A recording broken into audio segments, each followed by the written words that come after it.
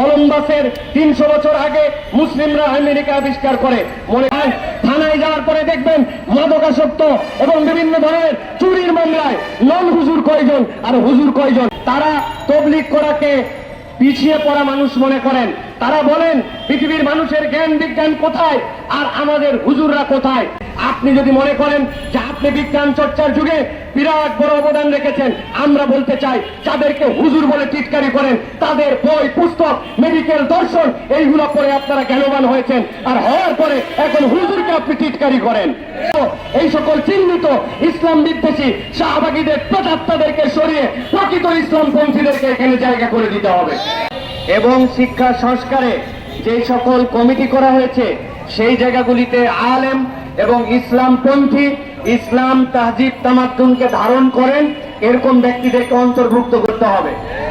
কিন্তু আমরা খুব দুঃখের সাথে লক্ষ্য করেছি, প্রিয় বন্ধুরা, আপনারা জানেন এই বাংলাদেশের সংখ্যালঘু বলা হয় অনেককে, কিন্তু আপনারা যদি ইতিহাস পর্যালোচনা করে দেখেন তাহলে আপনারা দেখতে পাবেন এই দেশে প্রকৃত সংখ্যালঘু হচ্ছে ইসলামপন্থীরা, দাড়ি টুপিওয়ালারা। সেটা আপনার আয়নাঘর থেকে শুরু করে গুম খুন অত্যাচার নির্যাতন সব ক্ষেত্রে যেরকম দেখতে পেয়েছেন। কিন্তু আমরা আশ্চর্য হয়েছি যখন আমরা বর্ণ বৈষম্য বিরোধী এই আন্দোলনের ফসল গভর্নমেন্টের কাছে আমাদের শিক্ষা নিয়ে কথা বলেছি, সেখানে আমরা দেখেছি ইসলাম এবং ইসলামপন্থীরা বৈষম্যের শিকার। আমরা দেখেছি এখানে যে প্রতিনিধি দল আছে এই প্রতিনিধি দলের মধ্যে আমরা দেখতে পেয়েছি কোন ইসলামপন্থী নেই। আপনারা শুনে অবাক হবেন, এখানে এক একজন ব্যক্তি আছেন সেই ব্যক্তিদের কিছু কিছু স্টেটমেন্ট আমাদেরকে অবাক করেছে। আমরা টু দা পয়েন্ট আপনাদের কাছে বলতে চাই, তারা তবলিগ করাকে পিছিয়ে পড়া মানুষ মনে করেন।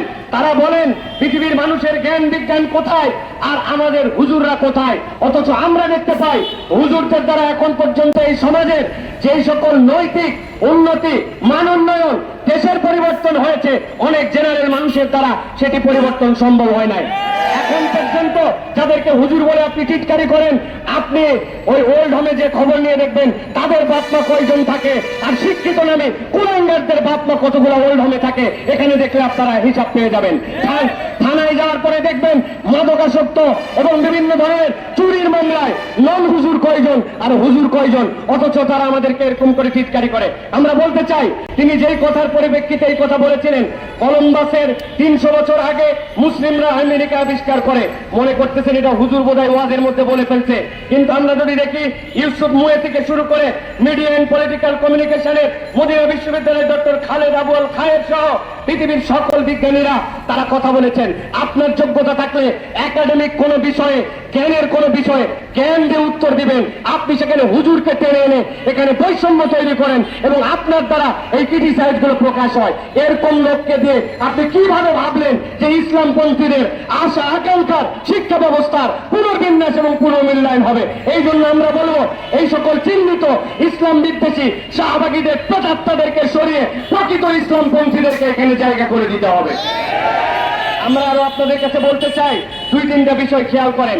নিউটনের যে 3টা সূত্রের কথা বলা হয়, এই 3টা সূত্রের মধ্যে প্রথম সূত্রের ব্যাপারে 600 বছর পূর্বে ইবনে সিনা তার আল ইস্তাহারাতের মধ্যে উল্লেখ করেছেন। হিবাতুল্লাহ আল বাগদাদি 500 বছর পূর্বে তার দ্বিতীয় সূত্রের ব্যাপারে কথা বলেছেন। ইবনে হাইসাম যিনি মুসলিম পণ্ডিত ছিলেন, ইবনে হাইসাম তার আল মানাজারের মধ্যে কথা বলেছেন। ফখরুদ্দিন রাজিদ আল মাবাহিসের মধ্যে এই সকল সূত্রের কথা বলা আছে।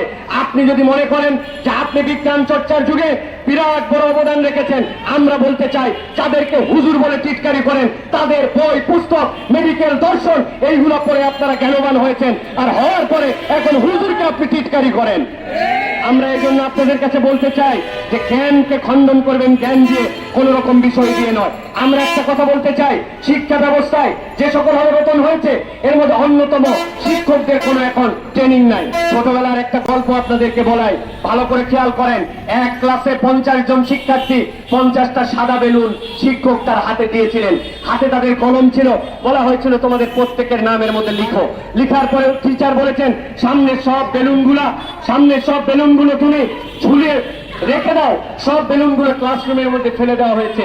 এবার বলা হয়েছে কার বেলুন কোনটা, সেই বেলুনটা তোমরা ওইখান থেকে বের করার চেষ্টা করো। ছেলে পেলে হুড়াহুড়ি করে একজন আরেকজনের বেলুন খুঁজে পায় না, বেলুন উল্টা ফেটে যায়। টিচার তখন বলছেন থামো থামো, আমি তোমাদেরকে একটা পদ্ধতি বলে দেই। তোমার সামনে যেই বেলুনটা আছে ওই বেলুনটাই তুমি হাতে নাও, নেওয়ার পরে দেখো কার নাম লেখা আছে। তার নাম লেখা নাই, কিন্তু যার নাম লেখা আছে তাকে সে চেনে। বললো যার নাম লেখা আছে এখন তার হাতে দিয়ে দাও। 5 মিনিটের মধ্যে সমাধান হয়ে গেছে, বেলুন ফাটে নাই, সকলেরটা সকলে পেয়ে গেছে। এইটা দ্বারা বলতে চাই আমরা আপনাদের সহযোগী হতে চাই, আমরা আপনাদের মধ্যে ডুবে যেতে বা মিশে যেতে চাই না, আইডেন্টিটি আমরা নষ্ট করতে চাই না, কিন্তু আপনাদের সহযোগী হয়ে থাকতে চাই। কিন্তু আপনাদের আচরণ প্রমাণ করছে আপনারা সহযোগিতা নিতে চান না, আপনারা কথা শুনতে চান না, আপনারা ফ্যাসিস্টের প্রেতাত্মাদেরকে আমাদের মধ্যে চাপিয়ে দিতে চান। এই জন্য আমরা বলতে চাই আপনারা চিহ্নিত ইসলাম বিদ্বেষীদেরকে অপসারণ করুন, যৌক্তিক যারা মানুষ, যৌক্তিক আলেম তাদেরকে এর মধ্যে অন্তর্ভুক্ত করুন, বৈষম্য দূর করুন। নচেত আমাদের যে সকল দাবি দেওয়া আছে এই দাবি